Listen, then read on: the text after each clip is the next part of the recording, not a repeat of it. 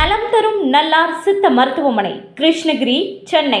255 அன்னை திருமண சீர்வரிசை பொருட்கள் 1,29,000 மட்டுமே. தமிழகம் முழுவதும் இலவச டோர் டெலிவரியும் உண்டு.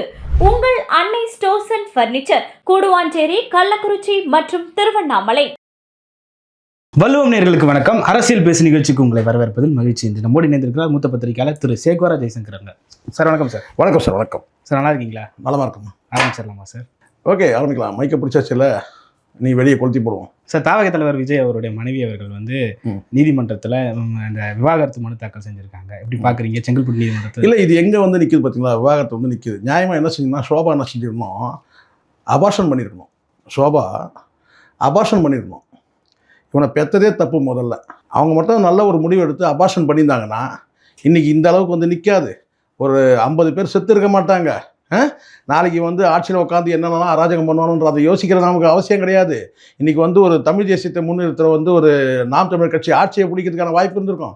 இது எல்லாத்தையுமே இங்கே உட்காந்துட்டு எல்லாத்தையும் கெடுத்து விட்டுருக்கிறோம். யாருன்னு கேட்டால் இவனை அபார்ஷன் பண்ணிடணும். மனமான கரு விட்டுறாங்க இல்லையா, இது கருவின் குற்றம்.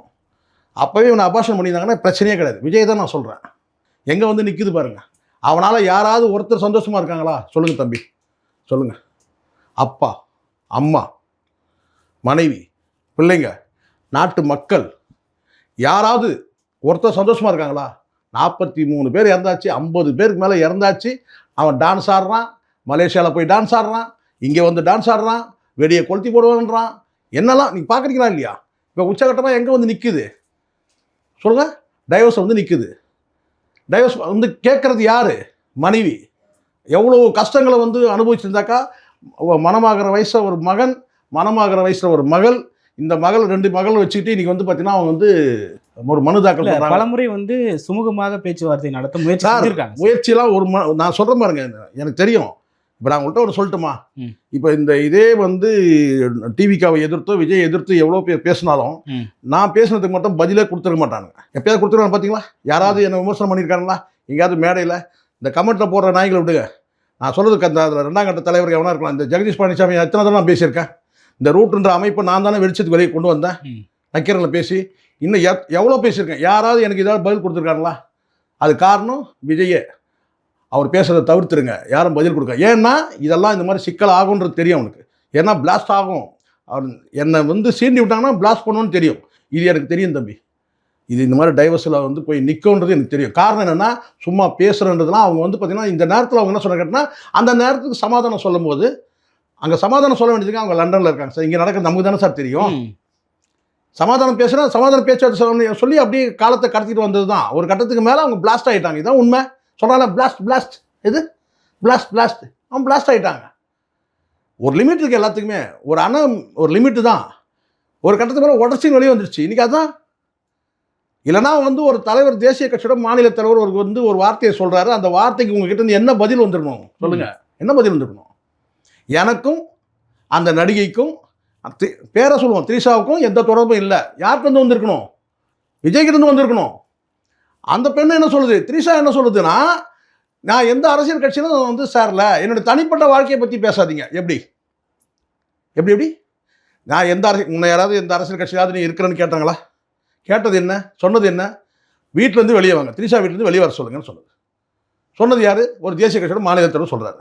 அதுக்கு பதில் மறுப்பு அறிக்கை என்ன பண்ணுறீங்கன்னா, நான் எந்த அரசியல் கட்சியும் சாராதவங்க, நான் சாரல, என்னோடய தனிப்பட்ட வாழ்க்கையை யாரும் எடுத்து பேசாதீங்கன்ற ஒரு வார்த்தையை சொல்கிறாங்க. அரசியல் நாகரிகம் இல்லை, அப்படி இல்லை, இது இல்லைன்னு. விஜய்கிட்ட இருந்து என்ன தகவல் இருந்துச்சு? ஏதாவது மறுக்கணுமா இல்லையா? அசிங்கமாக பேசுகிறாங்கன்ற உனக்கு மட்டுமாடா அசிங்கம்? அசிங்கமாக பேசுகிறான்னு சொன்னால் நீ என்ன செஞ்சுருக்கணும்? சொல்லுங்கள். இப்போ சொல்ல சொல்லுங்கள். நாளைக்கு திரிஷா என்னுடைய அன்பு தங்கை சொல்லுங்கள் பார்ப்போம். சொல்லுங்களேன். திரிஷாவுக்கு எனக்கு எந்த தொடர்பு இல்லை, திரிஷா என் அன்பு தங்கை சொல்லுங்க பார்க்கலாம். இல்லை திரிஷாவை சொல்லுங்க, என்னுடைய என் அன்பு அண்ணன் சொல்லுங்க பார்ப்போம். சொல்ல முடியாது. இப்போ புரியுங்களா? ஒரு மானமுள்ள பெண் சார் என்ன பண்ணுவாங்க? அது ஈழத்தோட வார்ப்பு, பிரபாகரனுடைய வளர்ப்பு. என்ன பண்ணோம்? நியாயமாக பார்த்தீங்கன்னா துப்பாக்கி தான் கொண்டாந்து சுட்டுட்டுருக்கணும். நியாயமாக பார்த்தா அதான் செஞ்சுருப்பாங்க. அவ்வளோ யார் சார் தன்னுடைய கணவனை இப்படி கபலீகரம் பண்ணக்கூடிய வேடிக்கை பார்த்துட்டு இருப்பாங்க? சொல்லுங்க பார்க்கலாம். வயது வந்த பெண் இருக்குது, வயது வந்த மகள் இருக்கிறான், யாராவது உணர்வு உள்ளவங்க, சூடு சொன்ன மானம் உள்ளவங்க வந்து பார்த்தீங்கன்னா இன்னொருத்தருடைய வந்து இன்னொரு பெண்ணோட கணவருக்கு வந்து பார்த்தீங்கன்னா லவ் ஃபார் எவர் ட்வீட் போடுவாங்களா சார்? நான் கேட்குறேன், போட்டது யார் போட்டது? இதே த்ரிஷா தான். என்றென்றும் காதல் எங்கேருந்து எல்லாருக்கும் முடியும். நீ யோகி பாபுக்கு போட பார்ப்போம். யோகி பாபு கூட பிறந்த நாள் வருது இல்லை சார், வருஷத்துக்கு ஒரு முறை. எங்கள் லவ் ஃபார் எவர் போடுங்களேன் பார்ப்போம். வீட்டில் தொடப்பக்கடை கொண்டு வந்து அடிப்பாங்க. யாருடைய வீட்டிலேருந்து? யோகி பாபு வீட்டிலேருந்து தொடப்பக்கடை கொண்டு வந்து அடிப்பாங்க. யாருக்கு எந்த வார்த்தை? இன்னொரு பெண்ணோட சொல்ல முடியுமா சார்? அந்த மாதிரி நீங்கள் சொல்ல முடியுமா? நான் சொல்ல முடியுமா சார்? அடுத்த வீட்டு பொண்டாட்டிக்கிட்ட போயிட்டு நான் லவ் ஃபார் எவர் தொடப்பட்டு செருப்பால் அடிக்க மாட்டான், அடிக்கிறதுல போட்டு தள்ளுவான் நம்மள. இதான் உண்மை. அப்போ இதை யார் செஞ்சது? நாய்க்குட்டியை தூக்கி வச்சுருக்கிறான் ஒரு அரசியல் கட்சி தலைவர். அதை யாரும் பேசக்கூடாதுன்றான். நான் தான் பேசினேன். அதே நான் தான் முதல்ல பேசினேன். தப்பு இல்லை சார், யாராக இருந்தாலும் நியாயம் வேணும் இல்லை. நான் எத்தனையோ முறை சொன்னேன் ஜான் ஆரோக்கியசாமிகிட்ட, இதை முடிங்க, இது வந்து ஒரு போட்டோ வெளியிடுங்கன்னு கேட்டேன் சார். ஒன்றுமே கேட்கல. தீபாவளி, கடந்த தீபாவளிக்கு, இந்த தீபாவளி இல்லை, போன தீபாவளி கேட்டேன், 24 தீபாவளி கேட்டேன் சார், ஒரு போட்டோ வெளியிட சொல்லுங்க. இல்லை சார், என்னால் அவங்க கொடி இந்த நிகழ்ச்சிக்கு வந்து கொடி அறிவிப்பு நிகழ்ச்சிக்கு வந்து அவங்க அம்மா அப்பா வர்றதுக்கு நான் ரொம்ப கஷ்டப்படுறேன் சார், என்னால் முடியாதுங்க. இதுக்கப்புறம் உங்ககிட்ட பேசி என்ன பிரயோஜனம் கேட்டேன். எதுக்கு இந்த நட்பு? இதை கூட உங்களால் செய்ய முடியல ஒரு அரசியல் கட்சி தலைவர், இது கூட உங்களால் செய்ய முடியல. ஒரு போட்டோ வெளியிட சொல்லுங்க, கௌரவமா குடும்பம் சேர்ந்து இருக்கிறதுக்கு, சேர வைக்கிறதுக்கு முயற்சி பண்ணுங்க. இல்லை சார், என்னுடைய வேலை அது கிடையாது, நான் ஒன்லி ஸ்ட்ராட்டஜி பார்க்குறது தான் என்னுடைய வேலை, இது ஸ்டேட்டஸ் பாதிக்காதா, அது பார்த்துக்கலாம் சார், வேறு என்ன சார் செய்ய முடியும், நம்ம வந்து கட்டாயப்படுத்த முடியாது சார் அப்படின்னு ஜென்டலாக. நல்ல மனுஷன். நான் சொல்கிறேன், ஜான் பொறுத்த வரைக்கும் நான் விட்டு கொடுக்க மாட்டேன். 1000 பிரச்சனை இருக்குது, நான் பேசி கூட இருக்கேன் அவர்கிட்ட. உங்ககிட்ட எப்படி பேசணும் அப்படி பேசியிருக்கேன், கோபமாக கூட பேசியிருக்கேன். கோபமாக பேச பொறுமையாக கேட்டு இருக்காரு. எங்க அசிங்கமாக இல்லையாங்க? ஒரு நடிகை வந்து பார்த்தீங்கன்னா வந்து ஒரு நடிகனாக தானே இன்னும் இருக்கான் அவன், ஒரு அரசியல் கட்சி தலைவராக இல்லை. நாய்க்குட்டி தூக்கி வச்சு போஸ்ட் கொடுக்குறானு. தனி விமானத்தில் போகலாமா? என்றென்றும் காதல் எப்படி போடுவீங்க நீங்கள்? அதுவும் என்ன போட்டோ போட்டு இப்போ வருதா எல்லாமே? இப்போ அந்த அம்மா எல்லாமே சொல்லுதா? லிஃப்ட் கிட்ட போகிற இந்த போட்டோவை போட்டு என்றென்றும் காதல் எப்படி வரும்? என்றென்றும் காதல் எல்லாருக்கும் சொல்லு, என்றென்றும் காதல். வடிவேலுக்கு சொல்லு பார்ப்போம், என்றென்றும் காதல்.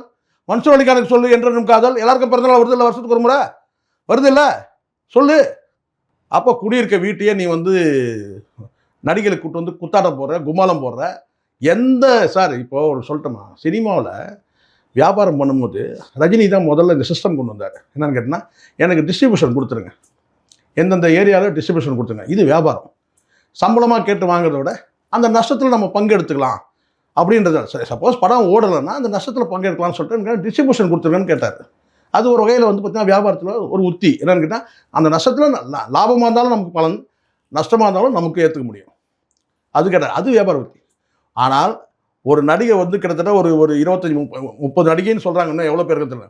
எல்லா இளம் நடிகைகளையும் வந்து பார்த்தீங்கன்னா நீங்கள் லிஸ்ட்டை போட்டு அந்த நடிகைகளை ரூட்ன்ற அமைப்பில் கொண்டு வந்துட்டு மொத்தமாக கால் ஷீட் வாங்கி வச்சுக்கிட்டு அதை ஒரு வியாபாரம் பண்ணுங்க. இது ஒரு கேவலமான பொழப்பில் இது ஒரு வியாபாரமா சினிமாவில்? இது நான் கேட்குறேன். ரூட்ன்ற ஒரு அமைப்பு, ஒரு சங்கம் மாதிரி வச்சுங்களேன், ஒரு ஆர்கனைசேஷன். ரூட் பேர் வந்து ரூட் பேர் எப்படி வச்சுருக்கான்னு பாருங்க. ரூட் சொல்லுவாங்க, ரூட் எடுக்கிறானுங்கள, ரூட். அந்த ரூட்ன்ற ஒரு இது எடுத்துட்டு அது மூலமாக நடிகைகளை எல்லாத்தையும் ஒன்றா சேர்த்துட்டு மொத்தமாக இப்போ நீங்கள் ஒரு படம் எடுக்க போகிறீங்க. இப்போ மமிதா பைஜுவோட கால் ஷீட் உங்களுக்கு வேணும், யாரை அப்ரோச் பண்ணீங்க? மமிதா பைஜுக்கு ஒரு பிஆர்ஓ இருப்பாங்க இல்லையா? ஆமாம். அந்த பிஆர்ஓ வந்து பார்த்தீங்கன்னா வந்து ஒரு பெரிய பலம் பொருந்திய ஒரு நபர் இருக்கிறாரு வச்சுங்களேன். கூப்பிட்டு விட பார்த்தீங்கன்னா கால் ஷீட் எனக்கு வேணும்னு சொல்லி மிரட்டலாம் இல்லையா? அப்போ அவங்களுக்கு பாதுகாப்பு கொடுக்குறாங்க. யாருக்கு?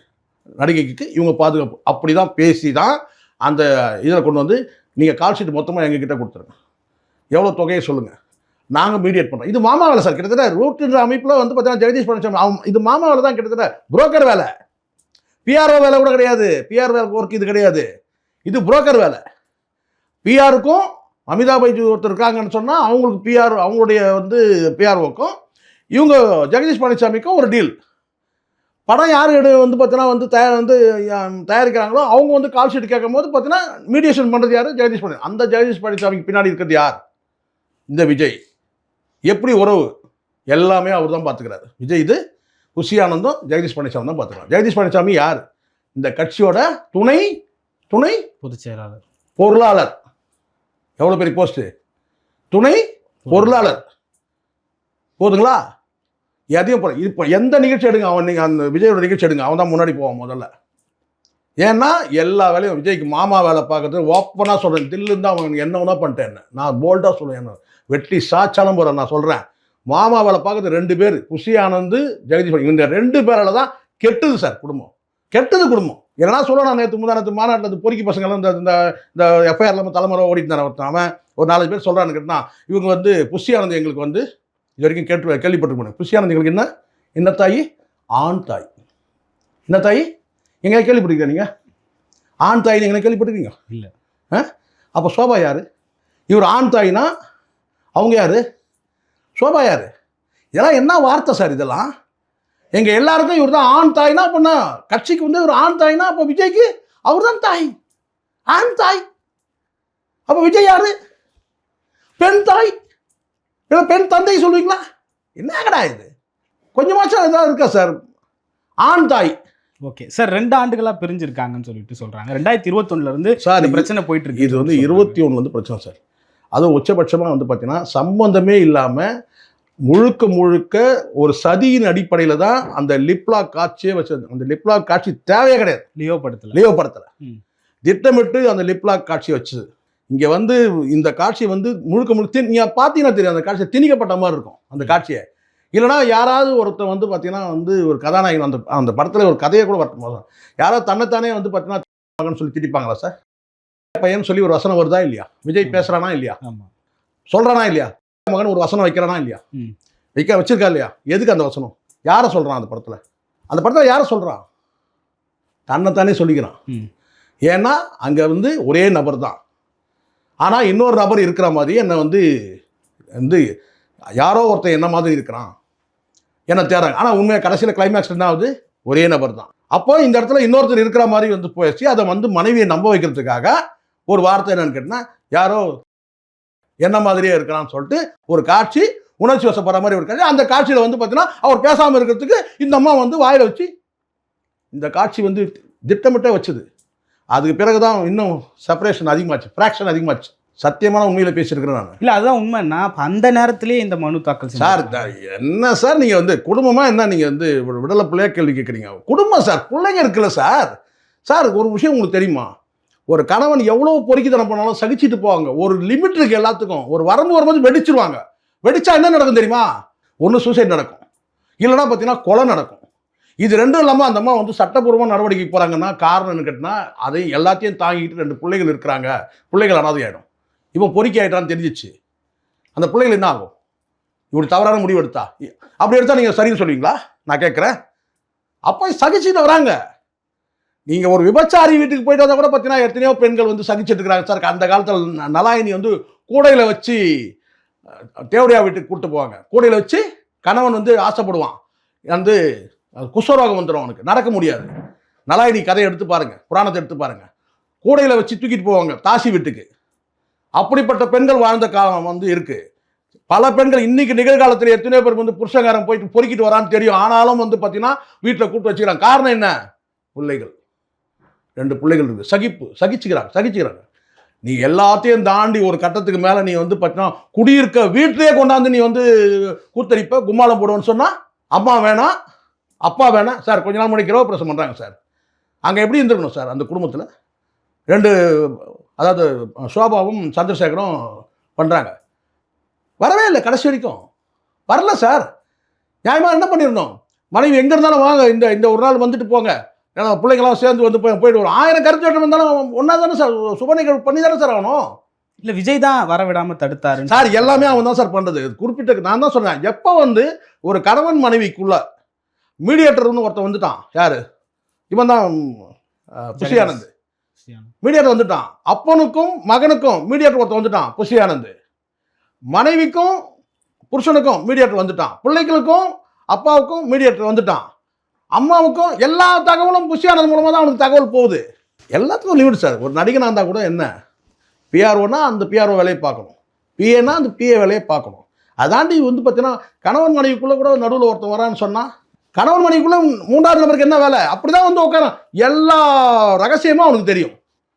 இந்த குடும்பம் பிரிஞ்சு போனதுக்கு மனசாட்சியோட சொல்லுங்க. எஸ்எஸ்சி வந்து நெஞ்சில் கை வச்சு சொல்லுங்க பார்க்கலாம். ஏன் இன்னும் சொல்ல போனால் பார்த்தீங்கன்னா வந்து அவங்க தாய் மேலே ஆணையிட்டு சொல்லுங்க. எஸ்எஸ்சியை குடும்ப கட்டத்துக்கு யார் காரணம்? முதல்ல புஷி ஆனந்த் காரணம். சொல்லுங்க சார் வேணா. எஸ்எஸ்சியை குடும்பம் கட்டதுக்கு காரணம். எல்லா குடும்பத்திலும் மாமியாருக்கு மருமகளுக்கு சின்ன சின்ன உரசல் இருக்கும் சார். எல்லா குடும்பத்திலும் இருக்கும். சின்ன சின்ன உரசல் எல்லாமே இருக்கும். ஏன் கணவன் மனைவி கூட சின்ன சின்ன உரசல் இருக்கும், இருக்காது. அது எப்பவுமே வந்து பார்த்தீங்கன்னா வந்து இன்பமாகவே கூடலாகவே இருக்காது. ஊடல் வரும், அப்புறம் கூடல் ஆகும். Okay sir. சின்ன சின்ன உரசல்கள் இருக்கும். ஆனால் ஃப்ராக்ஷன் ஆகிற அளவுக்கு வந்து பார்த்தீங்கன்னா வந்து இருக்குன்னா அது இன்னொரு பெண்ணோட தொடர்பு இருந்து அந்த பெண்ணோட அடிச்சாட்டையெல்லாம் ஜாஸ்தியாக இருந்தால் தான் இப்படி ஆகும். ஒட்டுமொத்தமாக இன்னும் பச்சையாக சொல்ல கேட்டா இன்னொரு பெண்ணுக்கிட்ட போய் அடிமையாக வாழ்ந்துட்டானா தான் அப்போ தான் ஃப்ராக்ஷனை பற்றி யோசிப்பாங்க. Okay okay. இந்த சம்பவத்துக்கு முன்னாடி நேற்று வரைக்குமே விஜயோட இமேஜ் அப்படி இருந்தா மிஸ்டர் கிளீன் அப்படின்ற மாதிரி தான். அவர் தான் போன மேடையில அப்படிதான் சார் பேசியிருந்தாரு. ஊழலுக்கு எதிராக நான் இருக்கேன், நான் பேசிட்டா சுத்தமானவன். நீங்கள் நம்புவீங்க, ஊரில் இருக்கிற நம்புவோம். எனக்கு தெரியும், அதனால தான் பேசிட்டு இருக்கிறேன். நான் ஏன் இப்படி பேசுகிறேன், எல்லாரும் பல பேர் கேட்டான், நீங்கள் ஏன் அங்கே எவ்வளோ கொந்தளிக்கிறீங்க, ஏன் அப்படி போகிறீங்க. இதுதான் உண்மை. இன்றைக்கும் நான் சொல்கிறேன், தனிப்பட்ட வாழ்க்கையை வந்து பார்த்தீங்கன்னா நீங்கள் வந்து சிதிலமாக்கிட்டு நான் சிக்கி சின்னாபினம் ஆகிட்டு தனிப்பட்ட வாழ்க்கையை கொண்டு போய் ஒரு நடிகை கிட்ட ஒப்படைச்சிட்டு, இல்லை ஒருத்தன் யாரோ ஒருத்தன் சார் புஷியானந்தன் அவன் சார், அவன் என்ன இவனுக்கு உறவா ரத்தமா ஒன்றும் கிடையாது. போய் அடிமை வாழ்க்கை வாழ்ந்து கிட்டத்தட்ட அப்படி தான் ஃபுல் அண்ட் ஃபுல்லு. அதனால தான் சொல்கிறேன், 6 மணிக்கு மேலே போதையில் இருக்கிறோம் சார். 6 மணிக்கு மேலே அவனுக்கு என்ன நடக்குதுன்னே தெரியாது. புஷியானந்த் தவிர வேறு யாரும் நெருங்க முடியாது. சொல்லி சொல்லுங்க, ஜான் ஆரோக்கியசாமி போக முடியுமான்னு கேளுங்க. எத்தனை தடவை என்கிட்ட புலம்பியிருக்காருமா ஜான் ஆரோக்கியசாமி, ஏன்னா அவரை வந்து நான் ஆக்சஸ் பண்ண முடியலங்க. 6 மணிக்கு மேலே ஆக்சஸ் பண்ண முடியல. எல்லாமே 6 மணிக்கு ஒரு மெசேஜ் அனுப்பி அது கன்கரன்ஸ் வாங்குறதுக்கு வந்து பார்த்தீங்கன்னா வந்து வாங்குறது மறுநாள் 8 மணி 9 மணி ஆகுது, மறுநாள் 9 மணி 10 மணி ஆகுது. அப்போ எப்படி நம்ம வந்து இந்த தகவல் இமீடியட்டாக கொடுக்கணும் சார். இப்போ எப்படி கொடுக்குறாங்க பார்த்தீங்களா? இந்த மனு தாக்கல் பண்ணிட்டாங்கன்னு சொன்ன உடனே செயல் வீரர் கூட்டம்ன்றான். ஏன்னா இதை டைவர்ட் பண்ணுறதுக்கு, இந்த செய்தியை வந்து மடைமாற்றம் பண்ணுறதுக்கு செயல் வீரர் கூட்டம். உங்கள் செயலை தான் பார்த்துன்னு இருக்குமே. இப்போது செங்கல்பட்டில் செயல் வீரர் கூட்டம் சிரிக்குது இல்லை? உங்கள் லட்சணம் என்னன்ட்டு மிஸ்டர் கிளீனாக அவனை சொல்லவே சொல்லாதீங்க சார். அவன் மிஸ்டர் கிளீன்லாம் கிடையாது சார். ஓகே, எப்போவுமே கிடையாது. ஓகே. இப்போது அவங்க வந்து ஒரு இயல்பாக பார்த்தோம்னா ஒரு ஈழத்து பெண்ணாக இருக்காங்க, லண்டனில் இருந்திருக்காங்க. அவங்க இயல்பாகவே ஒரு பெரிய வசதி வாய்ந்த பெண்ணாக இருந்திருக்காங்க. அது தெரிஞ்சு தான் விஜய் இதை பண்ணாருன்னு சார். வசதி வாய்ப்புன்றது வேறு சார். கல்யாணம் ஆகும்போது அப்போ இவனுடைய வசதி என்ன, திருமணம் ஆகும்போது அவங்களுடைய வசதி என்ன? எஸ்எஸ்சி வந்து ரோட்டில் போகிற பொண்ணுக்குள்ள கல்யாணம் பண்ணி கொடுத்துருவானா சார்? நான் கேட்குறேன். அது ஈக்குவல் ஸ்டேட்டஸ் பார்த்து தான் பண்ணி கொடுத்தது. ஆனால் இன்றைக்கி உன்னுடைய ஸ்டேட்டஸ் வந்து மாறிடுச்சு. இன்றைக்கி உன் ஸ்டேட்டஸ் வந்து பார்த்தீங்கன்னா நீ வந்து 200 கோடி சம்பளம் வாங்கினா ஆகிட்ட. நீ எத்தனை கோடி வாங்கினாலும் உன் பிள்ளைகளுக்கு அது இல்லை இல்லை. பொருளாதார பிரச்சனையும் கொடுத்துருக்கல உங்களுக்கு. எல்லா விதமாக நெருக்கடி சார். அவங்க ஏன் வந்து பிளாஸ்ட் ஆகி வெளியே வராங்க? எல்லா விதமாக நெருக்கடி. பிள்ளைகளோட எதிர்காலத்தை பற்றி கவலைப்பட மாட்டேன்ற, என்னை பற்றி விட்டுரு. என்னை பற்றி நீ யாருக்கிட்டே போய் குடும்பம் நடத்தி என்ன பண்ணுற? ஆனால் பிள்ளைகள் உள்ளாமா சார்? நீங்கள் சொல்லுங்கள். எப்படிப்பட்டவனும் தாசி வீட்டுக்கு போகிறவங்க கூட சொன்னால் பிள்ளைகள் மேலே பாசமாக இருப்பான், பிள்ளைகள் மேலே பாசம் இருப்பான். அந்த பாசத்தை கூட மறைக்கிற அளவுக்கு நீ வந்து பார்த்தீங்கன்னா போதைக்கும் பெண் போதைக்கும் வந்து பார்த்தீங்கன்னா வந்து உடல் போதைக்கும் நீ வந்து அடிமையாகிறன்னா அப்போ வந்து ஒரு கட்டத்துக்கு மேலே இன்னும் அவங்க பிளாஸ்ட் ஆனாங்கன்னா இவங்களுக்கு சிக்கலாயிரும். யாருக்கு விஜய்க்கு சிக்கலாயிரும். இப்போ தெரியும் சார் சேகுவாரோட அருமை என்னன்னு. நான் சொன்னேன், படித்து சொன்னேன் ஜான் ஆரோக்கியசாமி கிட்ட, ஒரு போட்டோ வெளியிடுங்க, குடும்பத்தை சேர்க்க பாருங்க. எத்தனை தடவை சொல்லியிருப்பேன், மனசாட்சியோட சொல்லுங்க ஜான் கிட்ட. இன்னைக்கு நான் ஜானை தப்பாக சொல்ல மாட்டேன். ஏன் நட்பு இருக்குது, அதெல்லாம் வேற சார். இன்றைக்கி நான் சொல்கிறேன், ஜான் வந்து நல்லவன், சேர்க்கறதுக்கு ட்ரை பண்ணான். ஆனால் புஷியானந்த் தடுத்தான். புஷியானந்த் விடலை. நேற்று வரைக்கும் நெருக்கடி தான் சார். ஜானுக்கே நெருக்கடி. ஜான் வந்து மெல்ல முடியாமல் முடுங்க முடியாமல் தான் இருக்கார் இந்த நிமிஷம் வரைக்கும். ஓகே. ஏன்னா இதெல்லாம் இந்த யார் ஃபேஸ் பண்ணணும்? அவர் தானே ஃபேஸ் பண்ணணும். ஸ்ட்ராட்டஜி ரெடி பண்ண அவர் தான் ஃபேஸ் பண்ணணும். இதெல்லாம் முழுக்க புஷியானந்த் தான் காரணம். ஜெகதீஷ் பழனிசாமி 2 பேர் தான் காரணம். எஸ்எஸ்சி சரியான மனிதனாக இருந்தால் அந்த வார்த்தையை சொல்லக்கூடாது பார்க்குறேன், ஆம்பளன்ற வார்த்தையை. ஏன்னா வயசில் பெரியவர். சரியான மனிதராக இருந்தால் பார்த்தா உயிரே போகிறான் செருப்பை கொண்டு போய் 2 பேரும் அடிச்சிருக்கணும். யாரை? இந்த புஷியானந்தையும் ஜெகதீஷ் பழனிசாமியும். அவன் புள்ள அடித்தான் சார், சட்டையை பிடிச்சினான். யார்? ஜேசன் சஞ்சய் சட்டையை பிடிச்சினான். ஜெகதீஷ் பழனிசாமி என் குடும்பத்தையே கெடுத்து நாசமாக்கிட்டே நான். இதுக்கு என்ன அர்த்தம் சொல்லுங்கள்? யார்?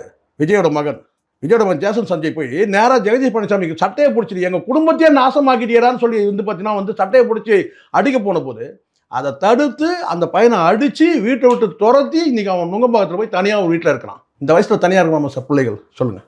ஓகே, தடுமாறுற வயசு. ஆனால் அம்மாவுடைய ஒழுக்கம் இது. அதனால தான் நான் மீண்டும் அடித்து சொல்கிறேன், அது வந்து ஈழத்தோட வார்ப்பு, பிரபாகருடைய வளர்ப்பு, பிரபாகருடைய ரத்தம். இன்னைக்கு அந்த பிள்ளைகள் வந்து பார்த்தீங்கன்னா தனித்தனியாக அந்த கூட ஒழுக்கமாக இருக்குது. நீ எப்படா இருக்க? நான் கேட்குறேன், விஜய் தாங்க எப்படா இருக்க? தாண்டி வந்து விஜயோட ரசிகை கூட அவங்க இருக்கட்டும் சார், அதெல்லாம் வேறு சார். இவர் ரசிகைகள் தான் நம்ம பார்க்குறோமே.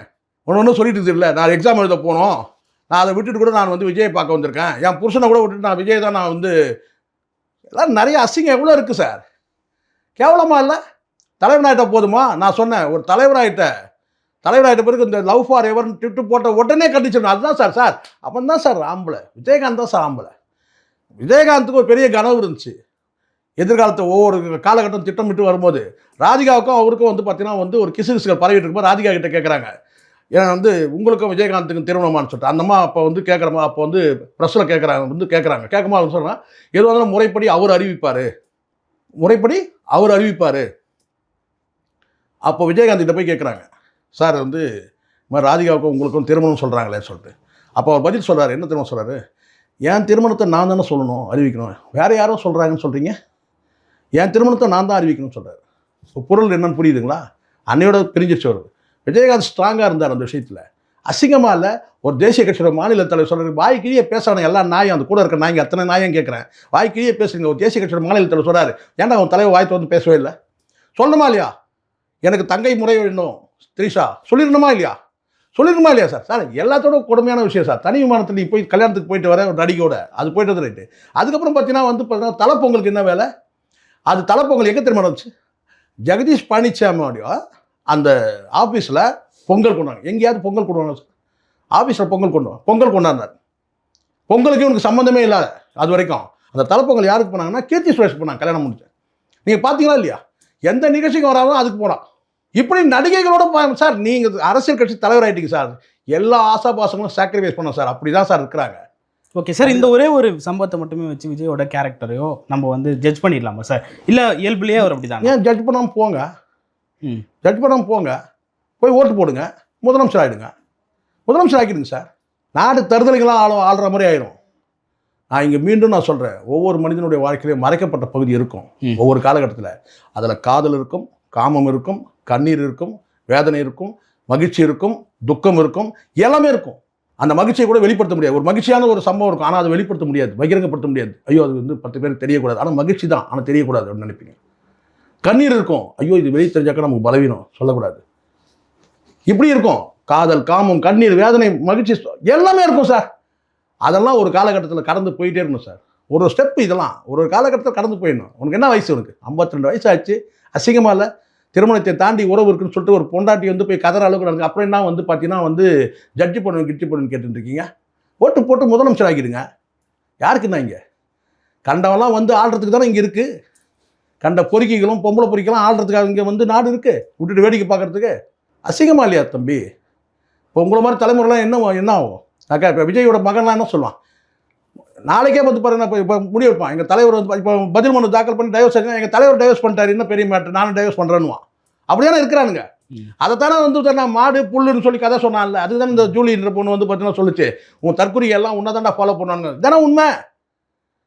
என்ன ஒரே பலன் தெரிஞ்சு சார், நம்ம நிறைய கணக்கெடுப்புலாம் இருக்குது சார், சாதிவாரி கணக்கெடுப்பு, இந்த கணக்கெடுப்புலாம் இருந்துச்சு. என்ன நமக்கு தெரியாத இருந்துச்சு, ஒரு பைத்தியக்கார கூட்டம், தற்கொலை கூட்டம் எவ்வளோ இருக்குன்னு சொல்லிட்டு. விஜய் அரசியல் கட்சி தொடங்கினாலும் நமக்கு என்ன ஆச்சுன்னா அந்த கணக்கு வந்துச்சு. இப்போ சாதிவாரி கணக்கெடுப்பு எடுத்தால் தெரியல, அது மாதிரி வந்து நாட்டில் எவ்வளோ தற்கொலைகள்லாம் இருக்கிறாங்கன்றது அந்த கணக்கு வந்துச்சு. யாரெல்லாம் விஜய்க்கு ஓட்டு போட்டாங்களோ, ஓ இவ்வளோ தற்கொலைகள் இருக்குது, அவ்வளோதான். இதானே உண்மை. இதுக்கு தனியாக கணக்கெடுப்பு நடத்தணும்னு அவசியம் கிடையாது. எவ்வளோ தற்கொலைகள் இருக்காங்கன்றது விஜய்க்கு விழற ஓட்டு மூலமாக தெரிஞ்சுக்கலாம். அசிங்கமா இல்லையா சார்? நீங்கள் சொல்கிறீங்க பாருங்கள், இது எல்லாம் பொய் கணக்கு, இது எல்லாம் வந்து வீட்டுக்கு ஒரு விஜய் இப்போ சொல்லுங்களேன். அதுதான் ஒருத்தர் கேட்டார், அவன் எவ்வளோ நல்லவன்றது ஊருக்கு இப்போ தெரிஞ்சிச்சா? கட்டின பொண்டாட்டி மூலமாக தெரியுது இல்லை நீ எவ்வளோ நல்லவன்ட்டு. இல்லாத பெண்களுக்கு பாதுகாப்பு இல்லைன்னு பேசுகிறீங்க. நேற்று வரைக்கும் பேசினுக்கிறாங்க, இது பெண்களுக்கு பாதுகாப்பு இல்லை. நான் தான் சொன்னேன் சார், ஏற்கனவே நான் முதல்ல சொன்னா இல்லையோ, நீங்கள் எல்லாம் கோவப்பட்டீங்க, பல பேர் மீடியாவில் கோவப்பட்டாங்க. இந்த இப்போ எனக்கு பார்த்தீங்கன்னா மற்றவங்க யாருக்கும் எவ்வளோ ஃபோன் இருக்காது, எனக்கு மட்டும் ஒரு 15 ஃபோன் இருக்குது. எல்லாத்தையும் விட்டுட்டு தான் நான் உட்காந்துருக்கேன். காரணம் தமிழ் தேசியன்ற அடிப்படையில் தான் இங்கே உட்காந்துருக்கிறேன். நான் எல்லாத்துக்கும் முக்கியத்துவம் இங்கே வந்திருக்கிறேன். நான் காரணம் இதுதான். கொஞ்சமாச்சும் யோசிக்கணும். என்னடா வந்து ஒரு பொண்ணு வந்து பார்த்தீங்கன்னா நம்மளை நம்பி வாழ்க்கையை அர்ப்பணிச்சிருக்கிறா, 2 பிள்ளைகள் இருக்குது, வயது வந்து பிள்ளை, கல்யாணம் பண்ணணும், இன்னும் கொஞ்சம் கூட கல்யாணம், பிள்ளைகளுக்கு கல்யாணம். நான் கூட கேட்டேன் சார், ஒரு நாள் 2 பேர்கிட்ட கேட்டேன். ஒருத்தர்கிட்ட ஜான் கிட்டே, இன்னொருத்தர் வந்து பார்த்தீங்கன்னா ரொம்ப விஜய் ஃபேமிலியோட நெருக்கமானது. அப்படி கேட்டேன், எப்படி சார் இப்போது குழந்தைங்களோட எதிர்காலம் என்ன சார்? நீங்கள் தான் சார் இதெல்லாம் யோசனை பண்ணிட்டு இருக்கீங்க, மற்றவங்க யாரும் அதை பற்றி யோசிக்கவே இல்லை சார், அவங்களே யோசிக்கல சார் அதை பற்றி. இல்லைனா வந்து பார்த்தீங்கன்னா வந்து ஒரு மாநாட்டுக்கு வந்து பார்த்தீங்கன்னா அவங்க போட்ட ட்ரெஸ் காஸ்டியூம் பார்த்தீங்களா சார்? நீங்கள் பார்த்தீங்களா இல்லையா? மதுரை மாநாட்டில் அவங்க ட்ரெஸ் காஸ்டியூம் பார்த்தீங்களா? யார் ட்ரெஸ் காஸ்டியூம்? விஜயோட அம்மா. பார்த்தீங்களா? கூலிங் கிளாஸு தேவையா? நீங்களே சொல்லுங்கள், வயசு என்ன? சுடிதாரம், கூலிங் கிளாஸு சொல்லுங்கள். யார் சார் சேர்த்து வைக்கணும்? நான் கேட்குறேன். இப்போ நீங்கள் வைக்கணுமா சொல்லுங்கள். நீங்கள் சின்ன பிள்ளை இருந்தாலும் சொல்லுங்கள். கணவன் மனைவி கருத்து வெட்டுற மாதிரி சார், யார் சார் சேர்த்து வைக்கணும்? யார் சேர்த்து வைக்கணும்? ஓகே, அப்பா அப்பா அம்மா தான் சேர்த்து வைக்கணும். உள்ள தருதலும் தெரியும், பொறிக்கும் தெரியும், செருப்பால் அடிச்சு வளர்த்துருக்கணும். தவறிட்டீங்க. இப்போ இது யார் சேர்த்து வைக்கணும்? இப்போ எப்படி அசிங்கப்படுறீங்க? இப்போ இது உங்களுக்கு அசிங்கம் இல்லையா? எஸ்எஸ்சிக்கு அசிங்கம் இல்லையா இது? நான் கேட்குறேன். எல்லாத்துக்கும் பொங்கு இல்லை, கோவப்படுவேல்ல? நான் கேட்குறேன். இப்போ தான் பெருமையாக சொன்னேன் கொஞ்ச நாளுக்கு முன்னாடி, என் மகன் பயப்படுறவன் கிடையாது. பெருமையா அது? யார் சார் செய்யணும்? பெரிய வீட்டில் இருக்க பெரியவங்களோட வேலை என்ன சார்? மருமகள்கிட்ட வந்து பார்த்தீங்கன்னா கருத்து வேற்றமே கணவன் மனைக்கு வரும். சேர்த்து வைக்கிற வேலை யாருது? ஊரில் இருக்கிறவங்க சேர்த்து வைப்பான். நான் கேட்குறேன் சார். அந்த உறவை வந்து பல முறை வந்து முறிச்சுக்கிறேன்னு சொல்லி விஜய் எங்களுக்கு உத்தரவாதம் கொடுத்தார். இப்போ வரைக்கும் அதை முறிச்சிக்கல அப்படின்னு சொல்றாரு. ஏதோ ஒரு நடிகைன்னு சொல்லிட்டு குறிப்பிட்டு சார், நடிகையான த்ரீஷா தான் சார் போடுங்க. தைரியம் தான் போடுங்க, பார்த்துக்கலாம். நான் தைரியமாக போடுங்க. என்ன தலை போயிருமா? லவ் ஃபார் எவர்னு போட்டது யாரு? நான் சொல்கிறேன், அதான் ஆதாரம் சார். நான் மீண்டும் சொல்கிறேன் சார். கொடுக்க சொல்லுங்கள் சார். யோகி பாபு கொடுக்க சொல்லுங்கள் சார். யோகி பாபு வந்து நடிகர் தானே சார்? அவருக்கு பிறந்தநாள் வருது இல்லை சார்? லவ் ஃபார் எவர் நடிகர் தானே, சக நடிகர் தானே சார்? கொடுக்க சொல்லுங்கள் லவ் ஃபார் எவர்னு. இல்லை வேறு எந்த நடிகராவது கொடுக்க சொல்லுங்கள். எல்லாருக்கும் பிறந்தநாள் வருதா இல்லையா? அப்போ என்ன அர்த்தம்? கேட்கறதுக்கு ஆள் கிடையாது சார். அப்பனும் கேட்க முடியாது, அம்மாவும் கேட்க முடியாது. அவர் சர்வாதிகாரி, தலைவர், யாரும் கேட்க முடியாது. மனைவி எந்த பெண்ணாவது நல்லா யோசிச்சு பாருங்க, மனசாட்சியோடு யோசிங்க. யார் இந்த காணொலி பார்க்குற அத்தனை பேர் மனசோட, ஒரு பெண்ணோட கணவர், அவன் நடிகனாக இருக்கட்டும், அவன் என்ன கருமாவது இருக்கட்டும் சார், எந்த தொழில் வேணால் செய்யட்டும் சார், ஒரு பெண்ணோட கணவர், 2 பிள்ளைகள் கல்யாணத்துக்கு ரெடியாக இருக்குது சார். ரெடியாக இருக்குங்க 2 பிள்ளைகளும். நீங்கள் வந்து லவ் ஃபார் எவர்னு ஒரு ட்விட்டர் போடுறேன், அதுக்கு மீனிங் என்ன சார் சொல்லுங்கள்? நீங்கள் வந்து அடுத்த பிறந்தநாள் நீ இன்னொரு வேலையை பண்ணுற, நாய்க்குட்டியை தூக்கி வச்சுக்கிட்டு கொஞ்ச மாதிரி ஃபோட்டோ வெளியிடுற. அந்த ஃபோட்டோ யார்? விஜய் எடுத்து வெளியிட்டா? சொல்லுங்க பார்க்கலாம். நீ வெளியிடுறது தான் அந்த ஃபோட்டோ. தப்பு இல்லையா சார் அது? ஒரு அரசியல் கட்சி தலைவரில் சொல்லுங்கள். இப்போ கூட நீங்கள் சொல்லியிருக்கலாமே. என்னென்னு கேட்டால் வந்து எங்களுக்குள்ளே வந்து அண்ணன் தங்கை உறவு தான் இருக்குது, இல்லை நட்பு இருக்குன்னு கூட சொல்லியிருக்கலாமே. ஏன் சொல்லலை? நட்புலாம் கலங்கப்படும். அண்ணன் தங்கை உறவு சொன்னால் அண்ணன் தங்கை உறவு கலங்கப்படும். இப்போ புரியுதுங்களா? இதுதான் உண்மை. எந்த சூடு சொல்கிறவங்கள யாரும் அதை செய்ய மாட்டாங்க சார். இன்னொரு பெண்ணோட சொந்தம் சார், அது உறவு சார். Okay sir. தனியாக நீங்கள் வந்து பார்த்தீங்கன்னா இன்னொருத்தருக்கு சொந்தமான பொருளை எப்படி நீங்கள் வந்து பார்த்தீங்கன்னா உங்களுக்கு உரிமைன்றது மாதிரி, உரிமை கொண்டாடுற மாதிரி ஒரு வார்த்தை, ஒரு செய்தியை நீங்கள் போடுவீங்க? அதுதான் அர்த்தம். லவ் ஃபார் எவர் என்ன சார்? என்றும் காதல் தானே சார்? எப்படி சார்? Okay sir. தனியாக வாழ விஜய் வயசாகுது. எது தனியாக வாழ சங்கீதா அவர்களை விஜய் வந்து கட்டாயப்படுத்தினார்னு அந்த மனுவில் போட்டிருக்காங்க சார். நான் தான் சொல்கிறேன்ல சார், தனியாக தானே சார் எல்லாம் பண்ண முடியும். நிர்பந்தம் தானே சார். வீட்டுக்கு வராதுன்னா என்ன பண்ண முடியும்? நீங்கள் சொல்லுங்கள்.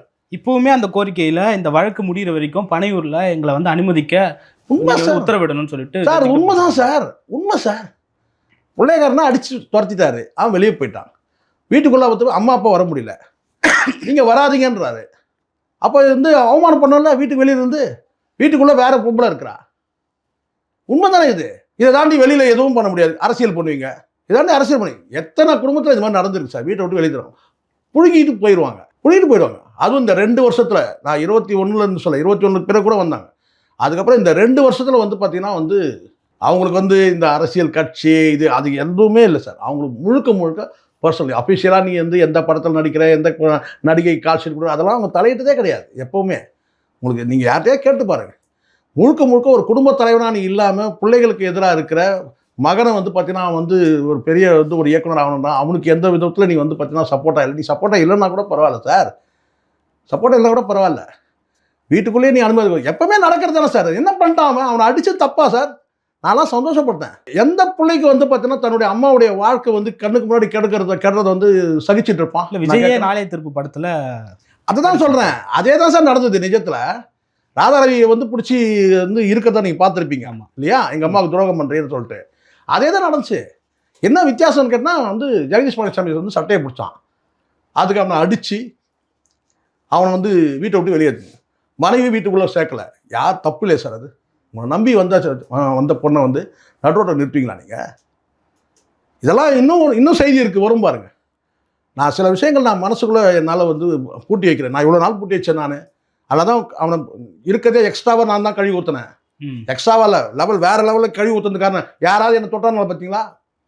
யாருமே எனக்கு யாராவது பதில் கொடுத்தாங்களா? இவனுக்கு பதில் கொடுக்க சொல்லுங்களா பார்க்கலாம். யாரும் வந்து பார்த்தீங்கன்னா சாட்டை துறைமுகம் கூட பார்த்தீங்கன்னா பதிலுக்கு வந்து போனாங்க. எனக்கு மட்டும் பதிலே கொடுக்க மாட்டாங்க. நான் எவ்வளோ பேசுகிறாலும் பதிலே கொடுக்க மாட்டாங்க. இன்னைக்கு தான் எனக்கு தெரியுதுங்களா? இன்னும் எவ்வளோ இருக்குது தெரியுமா?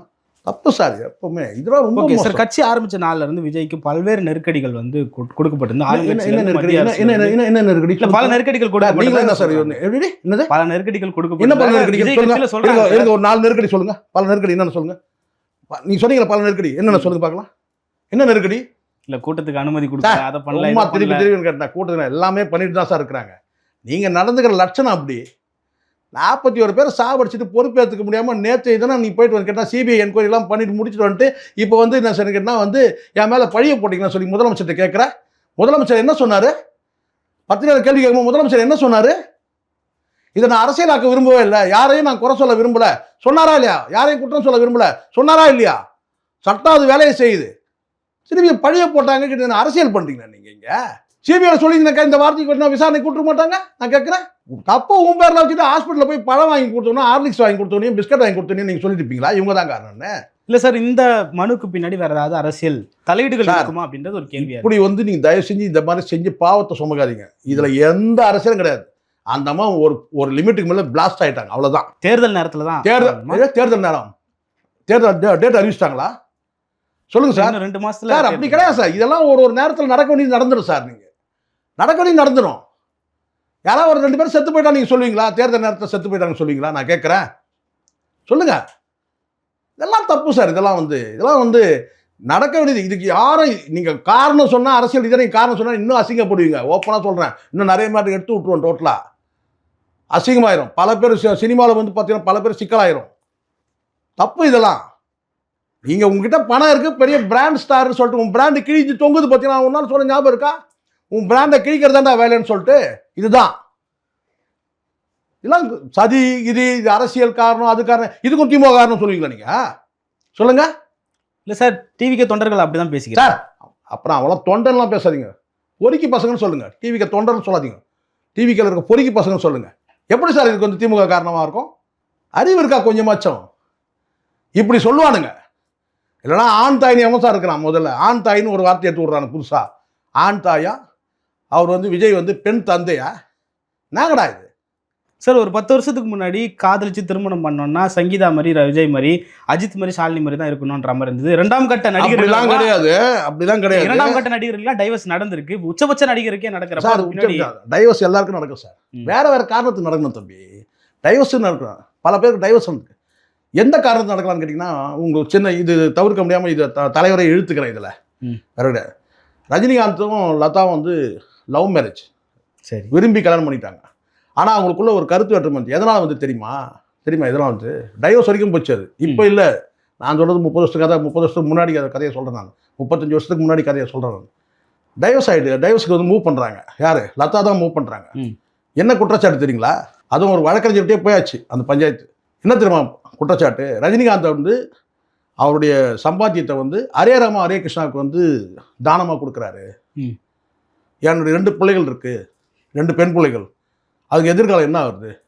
இப்படி இவர் வந்து தானம் பண்ணுற தர்மம் பண்ணுறன்னு சொல்லிட்டு ஹரே ராமா ஹரே கிருஷ்ணான்ற அமைப்புக்கு வந்து ஒரு சொத்துக்கள்லாம் எழுதி கொடுக்குறாரு அப்படின்னு சொல்லி அவங்க பெண் குழந்தைகளோட பாதுகாப்புக்காக தன்னுடைய காதல் கணவனை வந்து பார்த்தீங்கன்னா டைவர்ஸ் லெவலுக்கு போகிறாங்க அவங்க. அப்போது அதை வந்து மத்தியஸ்தம் பண்ணி முடித்தது ஒய்ஜிபி ஃபேமிலி, கமலஹாசன், பாலச்சந்தர். இவங்க தான் காம்ப்ரமைஸ் பண்ணி அதை முடிக்கிறாங்க. அதை தாண்டி ரஜினிகாந்தோட சைடில் கூட யாராவது இருந்திருப்பாங்க. ஆனால் வந்து இதை ஒரு காம்ப்ரமைஸ் பண்ணி முடிக்கிறாங்க. இது வந்து மாம்பழத்தில் ஒரு வழக்கறிஞர் வீட்டில் இது வழக்கறிஞர்கிட்டே போயிடுச்சு கேஸு. ஆனால் அங்கே வந்து காதல் ஸ்ட்ராங்காக இருந்துச்சு. ரஜினிகாந்த் வந்து வேற ஒரு பொண்ணோட தொடர்பு வச்சிருந்தாரு அப்படி சொல்லலாம். அவங்க காரணம் டைவர்ஸ்க்கான காரணம் கேட்டால் என்னுடைய எதிர்கால 2 பிள்ளைகள் இன்னைக்கு சங்கீதாவும் அதே நிலையில தான் இருக்கிறாங்க. ஓகே, எனக்கு 2 பிள்ளைகள் இருக்கு. ஒரு நடிகை பின்னாடி சுற்றிட்டு இருக்கிறான். அந்த நடிகைக்கு ஒரு வீடு வாங்கி தரான், சொத்து வாங்கி தரான், எங்களை வீட்டுக்குள்ள சேர்க்க மாட்டேங்கிறான். ஓகே, எப்படிப்பட்ட சார்? யோசி பாருங்க சார். மனசு தமிழ்நாட்டில் பல இளைஞர்களுக்கு ரோல் மாடலா இருக்கிற கிழிச்சாரு ரோல் மாடல். அப்புறம் ஏதாவது சொல்லி என்ன டென்ஷன் ஆகிடாதீங்க செஞ்சு. ரோல் மாடல் என்ன ரோல் மாடல்? இதோ பார்த்தமே ரோல் மாடலு. இது திருமணத்தை தாண்டி உறவுன்னு சொல்லிட்டு மனைவி போய் வந்து மனு தாக்கல் பண்ணுறதும் வந்து ரோல் மாடல் இருக்காரு. இல்லை வேற பெண்களுக்கு பாதுகாப்பே இல்லை, பெண்களுக்கு பாதுகாப்பு இல்லை. எல்லா நாயும் அந்த கூட இருக்கிற நாய்ங்க எல்லாம் இருக்கு பாருங்க, 4-5 நாய் எல்லாம் வந்து பெண்களுக்கு பாதுகாப்பு இல்லை. பெண்களுக்கு திமுக அரசில் பெண்களுக்கு பாதுகாப்பு இல்லை, பெண்களுக்கு பாதுகாப்பு இல்லை. ஆட்சிக்கு வந்துட்டீங்கன்னா பாதுகாப்பு கொடுத்துட்டீங்களா? அரசியலுக்கு நான் சொல்கிறேன் சார், அரசியலுக்கு தகுதியாக ஒரு 0% கூட தகுதி இல்லாதவன் அரசியலுக்கு. அரசியல் கட்சினா சிஎம் பதவினா அவ்வளோ ஈஸியாகிடுச்சா? இன்னைக்கு வந்து போகிற போகிற கிண்டல் அடிக்கிறிய மு.க. ஸ்டாலினை. எத்தனை ஆண்டு காலம் உழைப்பு, திரும்பி முதலமைச்சருடைய மகன், எத்தனை ஆண்டு காலம் உழைப்பு இருக்கு. போகிற போக்கில் சில்லற பையன் பேசுகிறீங்க. 20 ஆண்டு கால உழைப்பு, ரத்தம் தொண்டை கீழே கீழே கீழே பேசுறது சீமான். ஒரு கட்சியை வளர்க்கறதுக்கு 8%. நீங்கள் சினிமான்ற அந்த கல்ட்டை வச்சுக்கிட்டு நீங்கள் திடீர்னு வருவீங்க. ஒரு புயல்னு சுனாமின்றான். சுனாமின்னு சொல்கிறது யார்? பாண்டே, பிஜேபியோட பினாமி. எல்லாம் நீங்கள் கிரியேட் பண்ணிவிட்டு, ஆளால் கிரியேட் பண்ணிட்டு நீங்கள் ஈஸியாக போய் ஆட்சியில் போய் உட்காந்துருவீங்க. நாங்கள்லாம் வந்து விரல் சுற்றிட்டு போனோம் தானே. யார் வேணாலும் ஆசைப்படலாம், தகுதியோடு ஆசைப்படணும். முதல்ல இங்கே ஒன்று தனி மனித ஒழுக்கம் எப்படின்னு ஆச்சு, என்ன ஆச்சுன்னு பார். சந்தி சிரிக்குது. யார் நீ என்ன குற்றம்னா சொல்லுங்க தம்பி, நீங்கள் என்ன குற்றம்னா பண்ணிட்டு போங்க. ஆனால் பொண்டாட்டி பிள்ளைகளை ரோட்டை விடக்கூடாது. ஓகே சார், விஜயோட நீங்கள் வந்து தாசி வீட்டுக்கு போகிறீங்க. கடந்த காலத்தில் எவ்வளோ சரித்திரங்கள்லாம் இருக்குது. எங்கேயோ போகிறீங்க. இதே கண்ணகி கூட கோவலனை ஏற்றுக்கிட்டாங்க. ஊர் மேய்ஞ்சிட்டு வந்தான், ஏற்றுக்கிட்டாங்க. நீங்கள் வந்து எங்கே வேணாலும் சுற்றுங்க. கடைசியாக எங்கே வந்துங்க, ராத்திரி 10 மணி 11 மணிக்கு வீட்டுக்கு போனால் மனைவி பிள்ளைகளோடு இருக்கணும். இதான்.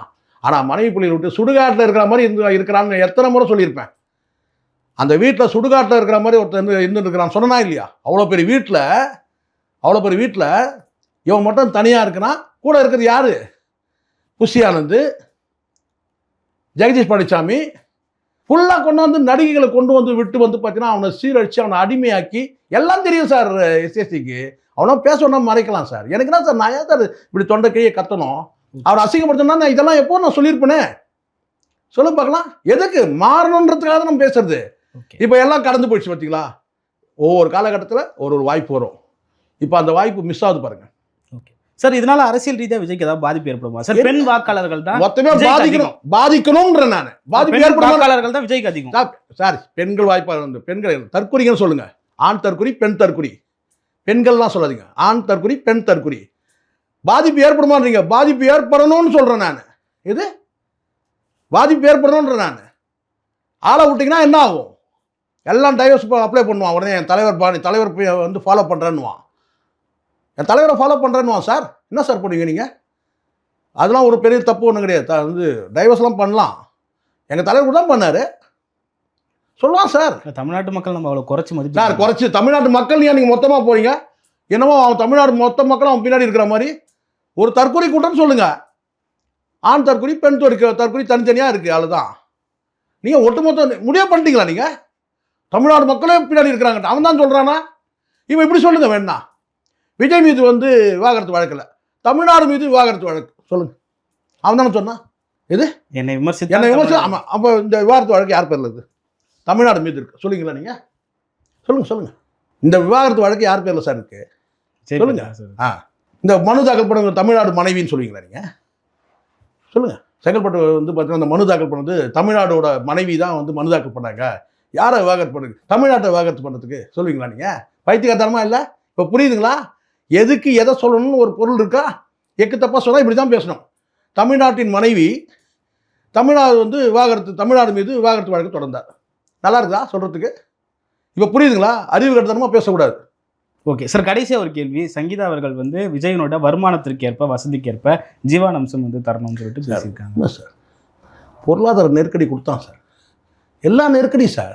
எல்லாத்தையும் அவங்க ஃபேஸ் பண்ணி எவ்வளோதான் ஃபேஸ் பண்ணுறாங்க. நீங்கள் நினைக்கிறீங்களா அவங்க விட்டது சொத்தெல்லாம் பிடுங்கிறதுக்காக போட்டிருக்காங்க? கிடையாது சார்.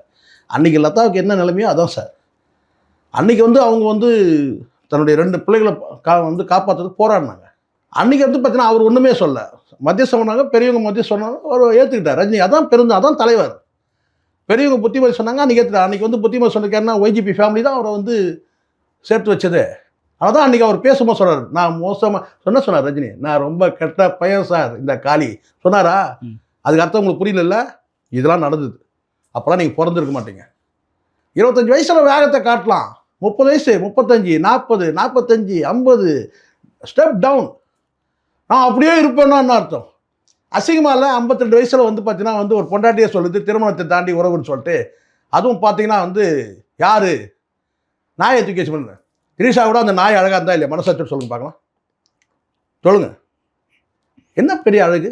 மனைவியோட அழகு என்ன அழகு? சொல்லுங்க தம்பி. அந்த திரிஷாவோட அந்த நாய் அழகாக இருந்தா இல்லையா?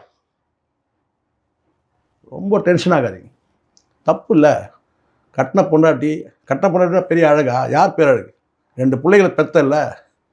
2 பிள்ளைகளை பெற்றல, அப்புறம் என்ன 2 தடவை வந்து பார்த்தீங்கன்னா ஒரு பிரசவ வேதனை அனுபவிக்கிறது, 2 தடவை, 2 மறுவாழ்க்கை. மறுவாழ்வு சொல்லுவோம்ல, கர்ப்பிணி பெண்களுக்கு வந்து அந்த மகப்பேறுன்றது மறுவாழ்க்கை. 2 முறை வந்து பார்த்தீங்கன்னா எம்மங்கிட்ட போயிட்டு தானே வராங்க. 2 பிள்ளைகளை பெற்று கொடுத்தாங்கல்ல. நீ சரியான ஆள் அந்த வந்து இன்னைக்கு போயிட முடியுமா? ஒரு நடிகை கிட்ட போயிட்டு திருமணத்தை தாண்டி உறவு தானே, எங்கள் திருமணத்தை தாண்டி உறவு பண்ணி இவங்க ஒரு குழந்தைய பெற்று எடுத்துட்டு பார்க்கலாம் முடியுமா? உன்னால முடியாது. ஏன் முடியாது சொல்லுங்கள்? ஏன் முடியாது சொல்லுங்கள்? ஸ்டேஜ் தாண்டியாச்சு.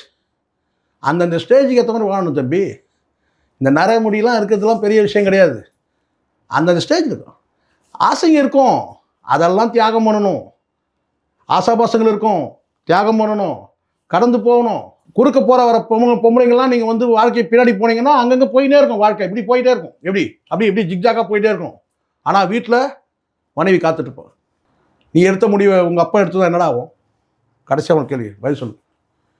திருமணத்தை தாண்டி உறவு இல்லை, நீ எடுத்த முடிவை உங்கள் அப்பா எடுத்ததுன்னா நீ என்ன இருப்ப? பொறுக்கின்னு போயிருப்ப. கரெக்டு தானே சார்? படிப்பும் வரல, எங்கேயாவது ஒரு பட்டறையில் வந்து பார்த்தீங்கன்னா எடுப்பு வேலை செஞ்சுருப்ப. இதானே உண்மை? உன் நாலேஜுக்கு அவ்வளோதான். இந்த கல்ட்டுலாம் கிடையாது. அப்போ தாய்வு, அப்போ வந்து ஒழுக்கமாக இருந்தான். அப்போ வந்து பார்த்தீங்கன்னா உன்னை வந்து செதுக்குனா, அந்த அப்பனே நீ அசிங்கப்படுத்தின. இன்றைக்கி அசிங்கப்பட்டு அவமானப்பட்டு நிற்கிற. இன்னும் நீ படணும். இன்னும் நீ படம் கணக்கு கூடிக்கிட்டே இருக்குது. 41 பேர் கணக்கு இருக்குது, ஒரு 6 பேர் கணக்கு இருக்குது, ஒரு 3 பேர் கணக்கு இருக்குது, ஒருத்தர் கணக்கு இருக்குது, இன்னொருத்தர் கணக்கு இருக்குது, ஒரு போலீஸ்காரன் கணக்கு சேர்த்து இருக்குதுல்ல.